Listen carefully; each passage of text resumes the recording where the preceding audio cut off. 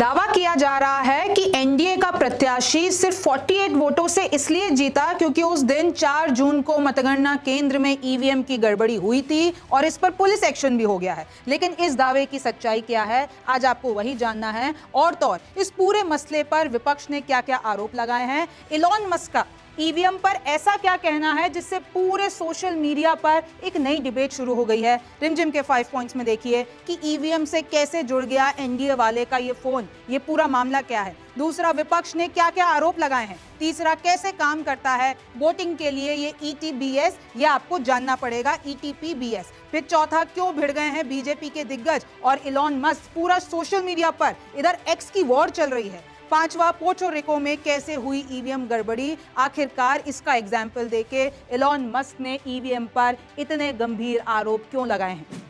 तो नमस्कार, मेरा नाम रिमझिम जेठानी है और आप रिमझिम के 5 पॉइंट्स देख रहे हैं। अगर आप सोशल मीडिया पर थोड़े बहुत भी एक्टिव हैं तो सुबह से आपको ये तस्वीर पूरे सोशल मीडिया पर वायरल दिख रही होगी। इसकी हेडलाइन मैं आपके लिए पढ़ देती हूँ। वाइकर स्किन had phone that unlocks EVM. देखिए, इस पूरी रिपोर्ट में ये दावा किया गया है, ये है संडे मिड डे की एक रिपोर्ट, और इसमें ये दावा किया गया है कि जो शिवसेना के प्रत्याशी हैं, यानी एनडीए की जो एलआई है, साथी है शिवसेना, शिंदे की शिवसेना, उसके जो प्रत्याशी हैं उनके एक रिश्तेदार यानी उनके साले साहब जो थे, जिस दिन मतगणना हो रही थी 4 जून को, वो वहां पर केंद्र के अंदर मौजूद थे और उनके पास फोन था।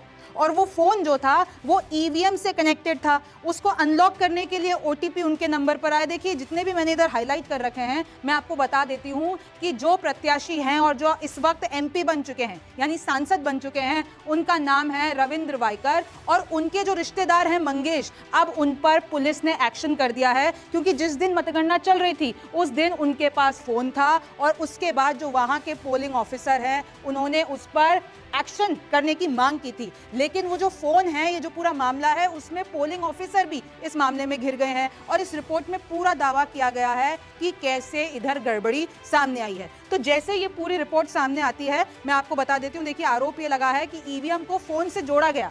वो जो फोन इधर एनडीए के प्रत्याशी के पास था, उस पर एक ओटीपी आया, उससे जो है ये इलेक्ट्रॉनिक जो पूरा का पूरा बैलेट सिस्टम है, उसका ओटीपी उनके फोन पर आया। और देखिए, एमपी रविंद्र वाइकर के साले साहब जो हैं मंगेश पंडलकर, उनके पास ये फोन था, उनके ऊपर जो है पूरा का पूरा एक्शन लिया गया है। मतदान कर्मी जो दिनेश गुरव है, उन पर भी केस दर्ज हो गया है। अब मैं आपको बताती हूँ कि इस पर चुनाव आयोग का क्या कहना है। चुनाव आयोग ने ये कहा है कि भाई साहब, ईवीएम किसी से भी कनेक्ट नहीं हो सकती है। ईवीएम एक स्टैंड अलोन बेसिस है, ना वाईफाई ना नेटवर्क, किसी भी चीज से ईवीएम को कनेक्ट नहीं किया जा सकता है।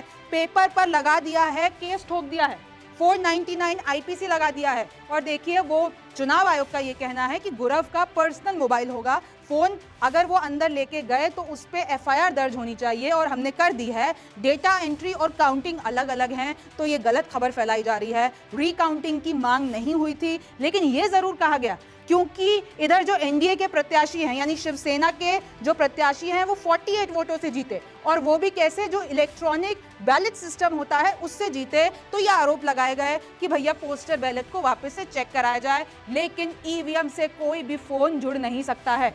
तो देखिए, पहले आपने चुनाव आयोग का जवाब सुन लिया, अब आप देखिए कि सुबह से कैसे कैसे आरोप लग रहे हैं। राहुल गांधी का ये ट्वीट है, EVMs in India are a black box and nobody is allowed to scrutinise them. Serious concerns are being raised about transparency in our electoral process। यानी चुनाव खत्म हो गए हैं, ईवीएम पर आरोप नहीं खत्म हुए हैं। फिर देख लीजिए, कांग्रेस ये पूरे सवाल उठा रहा है कि आखिर एनडीए के कैंडिडेट के रिश्तेदार का मोबाइल ईवीएम से क्यों जुड़ा था। हालांकि इस पे चुनाव आयोग का जवाब आ गया है कि ईवीएम से कोई भी फोन, कोई भी डिवाइस, कुछ भी जुड़ नहीं सकता है। जहां वोटों की गिनती हो रही थी, वहां आखिरकार मोबाइल फोन कैसे पहुंचा, ये एकदम वाजिब सवाल है और इस पर एक्शन भी होगा। सवाल कई हैं जो संशय पैदा करते हैं, चुनाव आयोग को पूरी इस पे क्लैरिटी देनी चाहिए। आदित्य ठाकरे का देख लीजिए, once a traitor always a traitor, और इसी तस्वीर को शेयर करके इन्होंने पूरा आरोप लगाया है इलेक्शन कमीशन पे। अखिलेश यादव ने बोला है, टेक्नोलॉजी समस्याओं को दूर करने के लिए होती है, अगर वही मुश्किलों की वजह बन जाए तो उसका इस्तेमाल बंद कर देना चाहिए।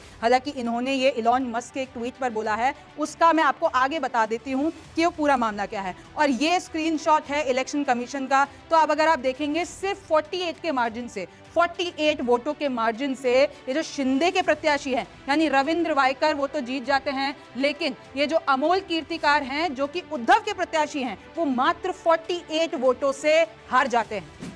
अच्छा, रिपोर्ट में एक और दावा किया गया है कि जो फोन एनडीए के प्रत्याशी के पास था उस पर एक ओटीपी आई। ओटीपी क्यों आई? इसको अनलॉक करने के लिए ईटीपीबीएस, ईटीपीबीएस का पूरा फुल फॉर्म है electronically transmitted postal ballot system. आपको पता होगा कि जितने भी लोग सर्विस सेक्टर में होते हैं, चाहे वो फौजी हों, चाहे वो अपनी ड्यूटी दे रहे हो, तो उनके लिए एक सुविधा देता है इलेक्शन कमीशन कि आप वहां से बैठे बैठे पोस्टल बैलेट के थ्रू अपना जो वोट है वो कास्ट कर सकते हैं। और उसके लिए क्या होता है, ये इलेक्शन कमीशन की वेबसाइट का ही स्क्रीनशॉट है। ई पोस्टल बैलेट और ई पीबी बिन उनको दी जाती है और उसका पूरा डायग्राम आप देखेंगे कि कैसे पूरा फॉर्म डाउनलोड होता है। फिर आगे जो है ईटीपीबीएस पोर्टल पर जाता है, फिर वहां के जो ऑफिसर्स हैं जहां पर वोट देना है, चाहे फिर वो इधर ऑफिसर हो, यूनिट ऑफिसर हो, उनके पास ये फॉर्म जाता है। उसके बाद सर्विस ऑफिसर को दिया जाता है जो सर्विस वोटर है। फिर सर्विस वोटर उसको पोस्ट करवाता है उसमें अपना वोट डाल के। तो ये पूरा सा, और देखिए ये वो वेबसाइट है कि जहां पर ये देखिए एक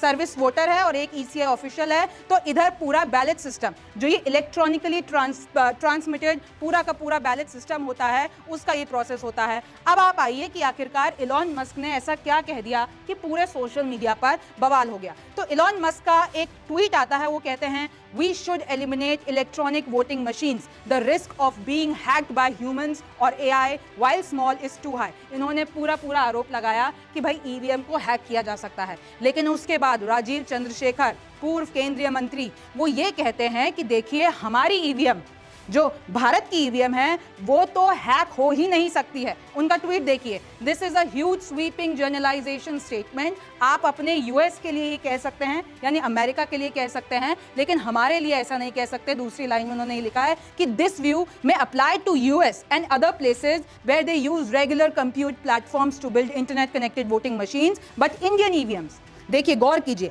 but Indian EVMs are custom design, secure and isolated from any network or media. यानी उन्होंने साफ कर दिया। लेकिन इलॉन मस्क इसके बाद भी नहीं रुके, उन्होंने इसका भी रिप्लाई दिया और बोलते हैं एनीथिंग कैन बी हैक्ड। फिर उसके बाद राजीव चंद्रशेखर फिर लिखते हैं कि टेक्निकली यू आर राइट, कुछ भी हैक हो सकता है, लेकिन मैं आपको बता देना चाहता हूं but that's a different type of conversation from EVMs being secure and reliable. और राजीव चंद्रशेखर ने तो इतना भी कह दिया कि अगर आपको ट्रेनिंग चाहिए कि ईवीएम कैसे इस्तेमाल करनी चाहिए तो भारत से ले लीजिए। तो ये पूरी जंग चल रही है। और मैं आपको बता दूं कि ये शुरू कैसे हुई। ये शुरू ऐसे हुई कि अभी यूनाइटेड स्टेट्स में जो ये पोर्टो रिको है उनके इलेक्शन चल रहे थे। और देखिए रॉबर्ट एफ कैनेडी जूनियर का मैं आपको ट्वीट पढ़ के बता रही हूँ, उधर इलेक्शन चल रहे थे, उसके बाद पता चलता है कि ईवीएम में गड़बड़ी सामने आई है। ये पूरी रिपोर्ट एसोसिएटेड प्रेस ने छापी थी और बताया है कि वो तो अच्छा हुआ कि पेपर ट्रायल हो गया, वरना ईवीएम की जो टैली थी वो बिल्कुल भी वोटों से नहीं मिल रही थी। और उसके बाद वापस से उधर काउंटिंग हुई, पेपर ट्रायल हुआ और पता चला कि कैसे टैली गड़बड़ी थी। और जैसे ये मुद्दा सामने आया और इलॉन मस्क ने कह दिया कि भैया ईवीएम ठीक नहीं है। तो देखिए ये पूरा सोशल मीडिया पर ईवीएम के बारे में चल रहा है। इलॉन मस्क के ट्वीट ने इसको और बढ़ा दिया है। अब इस पर आगे क्या होगा, क्योंकि चुनाव आयोग ने पूरा क्लियर कर दिया है कि ईवीएम से कुछ भी कनेक्ट नहीं हो सकता है। और इस पर आज पूरे दिन विपक्ष ने आरोप लगाए हैं। हालांकि आप जो ये फोन लेके गए हैं मतगणना केंद्र में, इसका जवाब तो उनको देना होगा। आप न्यूज़ 24 देखते रहिए, रिमझिम के 5 पॉइंट्स देखते रहिए। मैं हूं रिमझिम जेठानी, फिर मुलाकात होगी।